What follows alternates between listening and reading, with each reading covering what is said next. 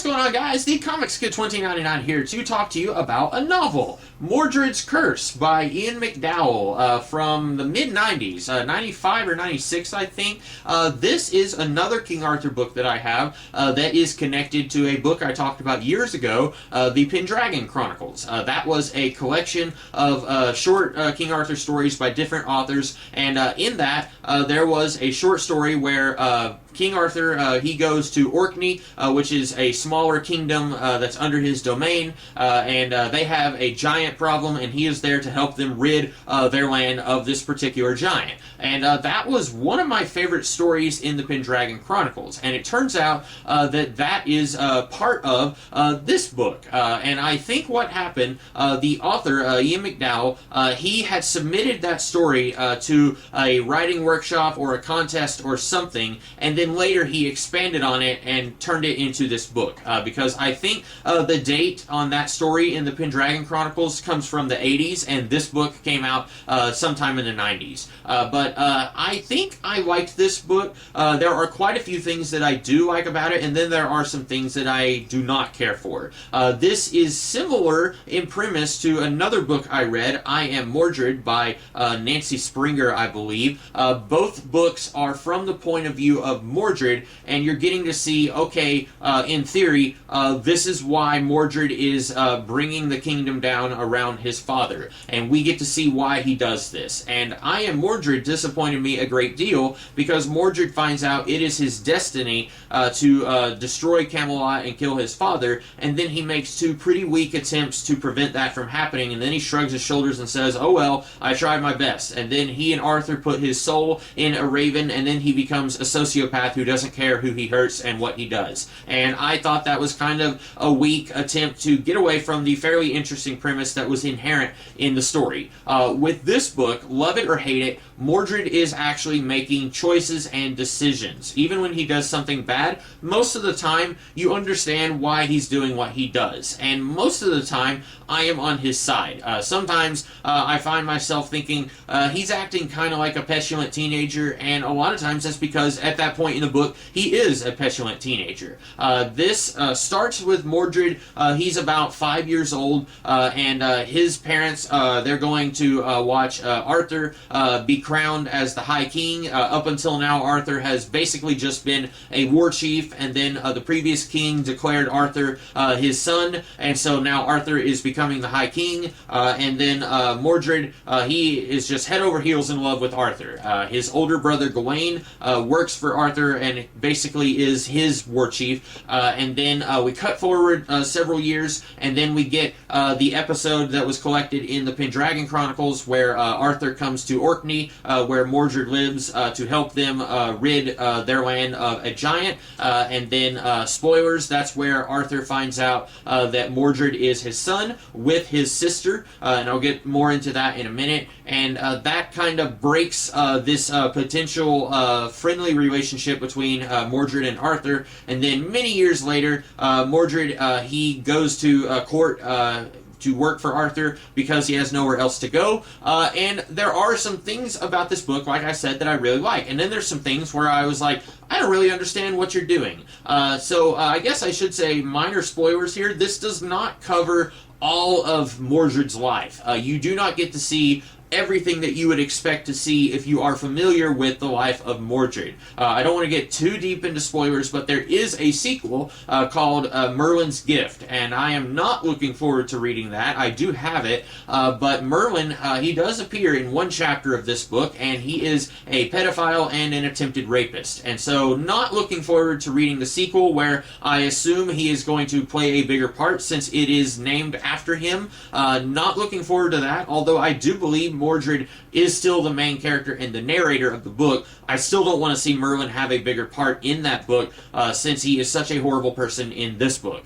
So not really looking forward to reading that one, but that's just one thing in this that I really didn't like. I was very uncomfortable with the scene with Merlin, but there's a whole lot of stuff that wasn't quite that egregious, but was still very puzzling to me.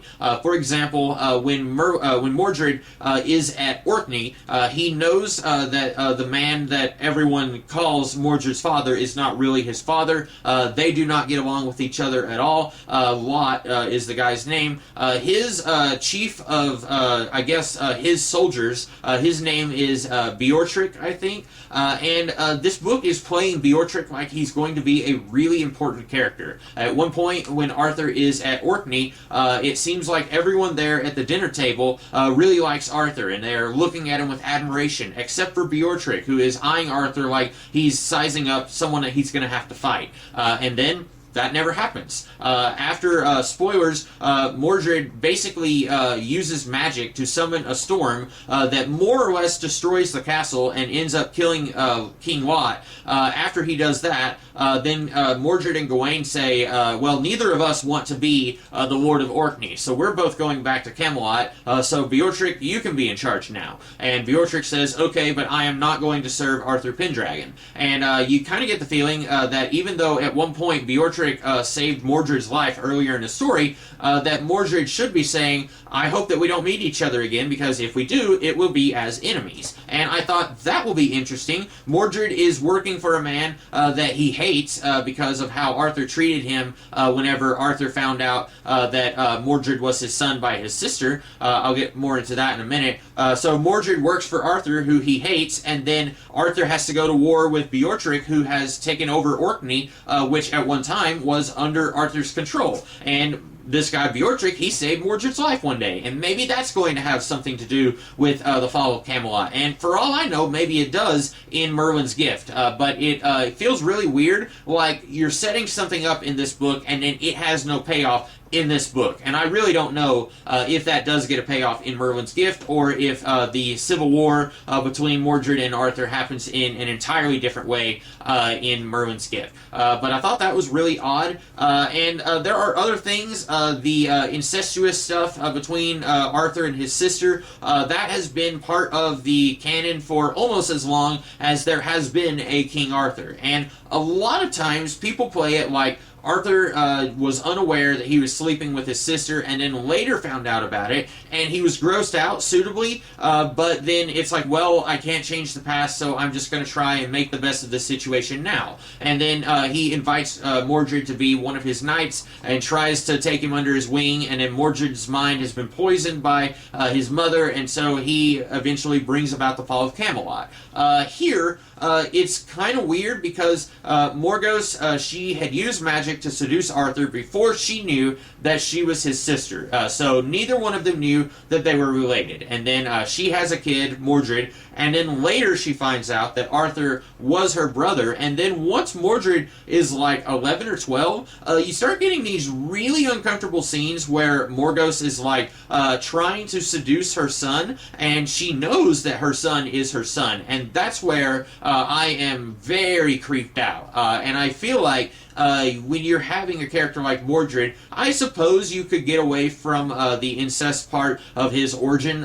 For example, the BBC Merlin series that aired about 10-ish years ago, Mordred was not related to Arthur or Morgana in that show. He was a completely different character, and that's a family show. Obviously, you're not going to be able to do that in a family show. So you wouldn't have to use the incest aspect of this character when you're doing a story like this. But I also don't think that you have to have all this really creepy Oedipal stuff between Mordred and Morgause. And Mordred, he feels very complicated about it. Like anytime at one point his mother undresses in front of him, and he's like, yeah, I don't like that. But then also the narrator is saying like, it kind of awakens something inside me. And all of that is just really gross, and it feels like Ian McDowell is a really edgy teenager who really wants to creep the audience out. Like, look at me, I'm being really edgy.